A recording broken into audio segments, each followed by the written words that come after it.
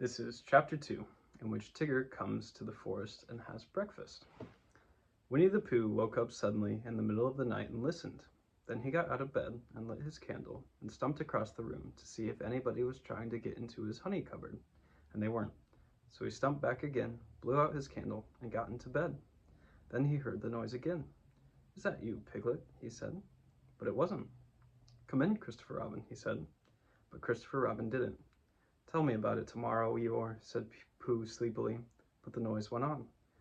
"Whir, whir, whir, whir, whir, whir, whir," said whatever it was, and Pooh found that he wasn't asleep after all. What can it be, he thought. There are lots of noises in the forest, but this is a different one. It isn't a growl, and it isn't a purr, and it isn't a bark, and it isn't the noise you make before beginning a piece of poetry, but it's a noise of some kind, made by a strange animal. And he's making it outside my door, so I shall get up and ask him not to do it. He got out of bed and opened his front door. "Hello," said Pooh, in case there was anything out there. "Hello," said whatever it was. "Oh," said Pooh. "Hello." "Hello." "Oh, there you are," said Pooh. "Hello." "Hello," said the strange animal, wondering how long this was going on. Pooh was just going to say hello for the fourth time when he thought that he wouldn't, so he said, "Who is it?" instead. "Me," said a voice. "Oh," said Pooh. "Well, come here." So whatever it was came here, and in the light of the candle, he and Pooh looked at each other. "I'm Pooh," said Pooh. "I'm Tigger," said Tigger. "Oh," said Pooh, for he had never seen an animal like this before. "Does Christopher Robin know about you?" "Of course he does," said Tigger. "Well," said Pooh, "it's the middle of the night, which is a good time for going to sleep, and tomorrow morning we'll have some honey for breakfast. Do Tiggers like honey?" "They like everything," said Tigger cheerfully. "Then if they like going to sleep on the floor, I'll go back to bed," said Pooh, "and we'll do things in the morning. Good night." And he got back into bed and went fast asleep. When he awoke in the morning, the first thing he saw was Tigger, sitting in front of the glass and looking at himself. "Hello," said Pooh. "Hello," said Tigger. "I found somebody just like me. I thought I was the only one of them." Pooh got out of bed and began to explain what a looking glass was, but just as he was getting to the interesting part, Tigger said, "Excuse me a moment, but there's something climbing up your table." And with one loud whir, whir, whir, whir, whir, whir, whir, he jumped at the end of the tablecloth, pulled it to the ground, wrapped himself up in it 3 times, rolled it to the other end of the room, and after a terrible struggle, got his head into the daylight again and said cheerfully, "Have I won?" "That's my tablecloth," said Pooh, as he began to unwind Tigger. "I wondered what it was," said Tigger. "It goes on the table and you put things on it." "Then why did it try to bite me when I wasn't looking?" "I don't think it did," said Pooh. "It tried," said Tigger, "but I was too quick for it." Pooh put the cloth back on the table, and he put a large honey pot on the cloth, and they sat down to breakfast. And as soon as they sat down, Tigger took a large mouthful of honey. He looked up at the ceiling with his head on one side and made exploring noises with his tongue, and considering noises, and "What have we got here?" noises. And then he said in a very decided voice, "Tiggers don't like honey." "Oh," said Pooh, and tried to make it sound sad and regretful. "I thought they liked everything." "Everything except honey," said Tigger. Pooh felt rather pleased about this, and said that as soon as he had finished his own breakfast, he would take Tigger round to Piglet's house, and Tigger could try some of Piglet's acorns. "Thank you, Pooh," said Tigger, because acorns is really what Tiggers like best. So after breakfast they went round to see Piglet, and Pooh explained as they went that Piglet was a very small animal who didn't like bouncing, and asked Tigger not to be too bouncy just at first. And Tigger, who had been hiding behind trees and jumping out on Pooh's shadow when it wasn't looking, said that Tiggers were only bouncy before breakfast, and that as soon as they had had a few acorns, they became quiet and refined. So by and by they knocked at the door of Piglet's house. "Hello, Pooh," said Piglet. "Hello, Piglet. This is Tigger." "Oh, is it?" said Piglet, and he edged round to the other end of the table. "I thought Tiggers were smaller than that." "Not the big ones," said Tigger. "They like acorns," said Pooh, "so that's what we've come for, because poor Tigger hasn't had any breakfast yet." Piglet pushed the bowl of acorns towards Tigger and said, "Help yourself." And then he got close up to Pooh and felt much braver and said, "So you're Tigger? Well, well," in a careless sort of voice. But Tigger said nothing because his mouth was full of acorns. After a long munching noise, he said, "Ears, oh, ours." And when Pooh and Piglet said, "What?" he said, "Scuse, and went outside for a moment. When he came back, he said firmly, Tiggers don't like acorns. But you said they liked everything except honey, said Pooh. Everything except honey and acorns, explained Tigger. When he heard this, Pooh said, "Oh, I see." And Piglet, who was rather glad that Tiggers didn't like acorns, said, "What about thistles?" "Thistles," said Tigger, "is what Tiggers like best." "Then let's go along and see Eeyore," said Piglet. So the three of them went, and after they had walked and walked and walked, they came to the part of the forest where Eeyore was. "Hello, Eeyore," said Pooh. "This is Tigger." "What is?" said Eeyore. "This," explained Pooh and Piglet together, and Tigger smiled his happiest smile and said nothing.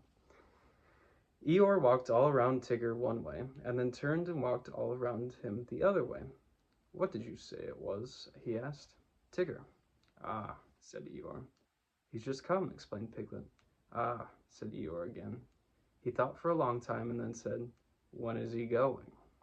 Pooh explained to Eeyore that Tigger was a great friend of Christopher Robin's, who had come to stay in the forest, and Piglet explained to Tigger that he mustn't mind what Eeyore said because he was always gloomy, and Eeyore explained to Piglet that on the contrary he was feeling particularly cheerful this morning, and Tigger explained to anybody who was listening that he hadn't had any breakfast yet. "I knew there was something," said Pooh. "Tiggers always eat thistles, so that was why we came to see you, Eeyore." "Don't mention it, Pooh." "Oh, Eeyore, I didn't mean that I didn't want to see you." "Quiet, quiet. But your new stripy friend, naturally, he wants his breakfast. What did you say his name was?" "Tigger." "Then come this way, Tigger." Eeyore led the way to the most thistly-looking patch of thistles that ever was, and waved a hoof at it. "A little patch I was keeping for my birthday," he said.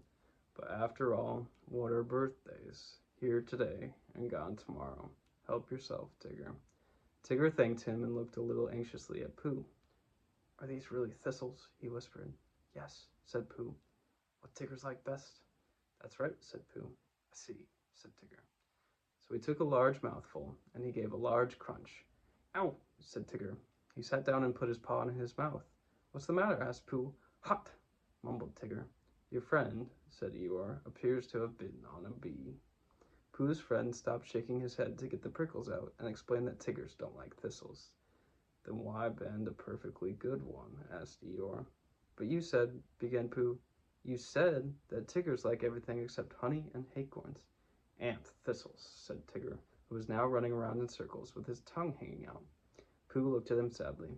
"What are we going to do?" he asked Piglet. Piglet knew the answer to that, and he said at once that they must go and see Christopher Robin. "You'll find him with Kanga," said Eeyore. He came close to Pooh and said in a loud whisper, "Could you ask your friend to do his exercises somewhere else? I shall be having lunch directly and don't want it bounced on just before I begin. A trifling matter and fussy of me, but we all have our little ways." Pooh nodded solemnly and called to Tigger, "Come along and we'll go see Kanga. She's sure to have lots of breakfast for you." Tigger finished his last circle and came up to Pooh and Piglet. "Hot," he explained with a large and friendly smile. "Come on," and he rushed off. Pooh and Piglet walked slowly after him, and as they walked, Piglet said nothing, because he couldn't think of anything, and Pooh said nothing, because he was thinking of a poem. And when he had thought of it, he began. "What shall we do about poor little Tigger?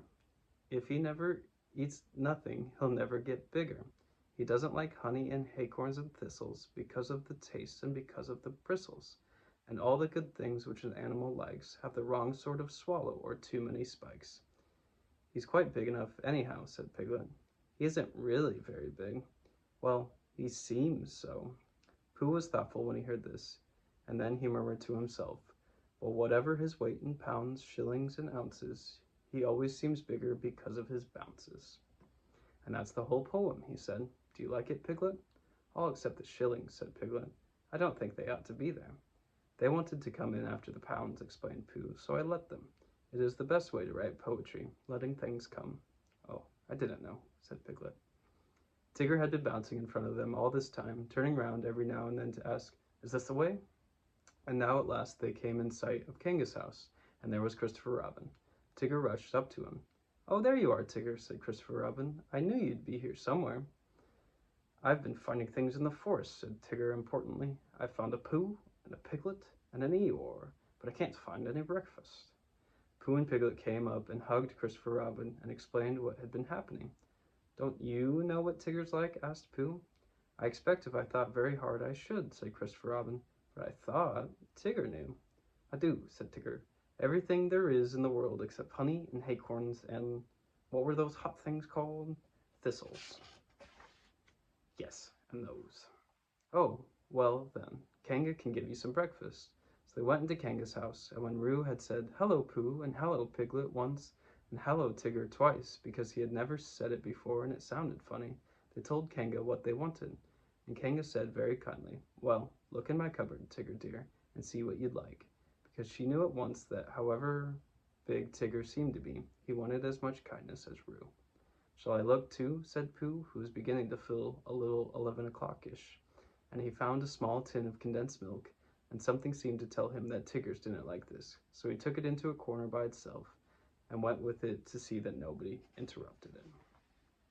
But the more Tigger put his nose into this and his paw into that, the more things he found which Tigger's didn't like. And when he had found everything in the cupboard and couldn't eat any of it, he said to Kanga, "What happens now?" But Kanga and Christopher Robin and Piglet were all standing around Roo, watching him have his extract of malt. And Roo was saying, "Must I?" And Kanga was saying, "Now, Roo, dear, you remember what you promised." "What is it?" whispered Tigger to Piglet. "His strengthening medicine," said Piglet. "He hates it." So Tigger came closer, and he leant over the back of Roo's chair, and suddenly he put out his tongue and took one large gulp, and with a sudden jump of surprise, Kanga said, "Oh!" and then clutched at the spoon again just as it was disappearing, and pulled it safely back out of Tigger's mouth. But the extract of milk had gone. "Tigger dear," said Kanga. "He's taken my medicine, he's taken my medicine, he's taken my medicine," sang Roo happily, thinking it was a tremendous joke. Then Tigger looked up at the ceiling and closed his eyes, and his tongue went round and round his chops in case he had left any outside, and a peaceful smile came over his face as he said, "So that's what Tigger's like," which explains why he always lived at Kanga's house afterwards, and had extract of malt for breakfast, dinner, and tea. And sometimes, when Kanga thought he wanted strengthening, he had a spoonful or two of Roo's breakfast after meals as medicine. "But I think," said Piglet to Pooh, "that he's been strengthened quite enough."